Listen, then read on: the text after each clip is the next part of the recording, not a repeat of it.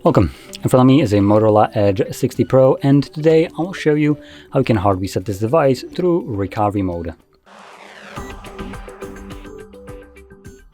To get started, we're going to hold power button and volume up at the same time, and you can do this on the lock screen or home screen, that doesn't really matter. Doing it from lock screen obviously will mean that you can also get rid of your lock screen if you have one set that you don't know.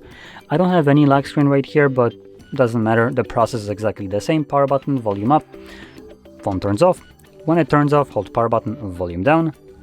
This will take us to the bootloader, at which point you can let go of the buttons, and then using a volume up or down, you want to have recovery mode show up right here. Confirm it with the power button. Next we'll have Android with no command. When you see that, you're gonna start holding power button, and while holding it, press volume up. So there it is, holding power, volume up.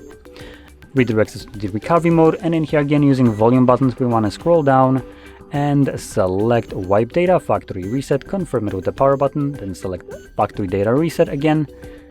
As you can see, it finishes up pretty quickly. You can see data wipe complete. Reboot system now is selected by default, so we're going to press power button, and this will reboot the device and continue resetting it in the background. Because it is continuing the reset, it will take the device a little bit longer to boot back up, so don't worry if it's taking like a minute or two to finish it up. That's completely normal. Now I'm gonna let it run through and come back once the setup screen is visible on my end.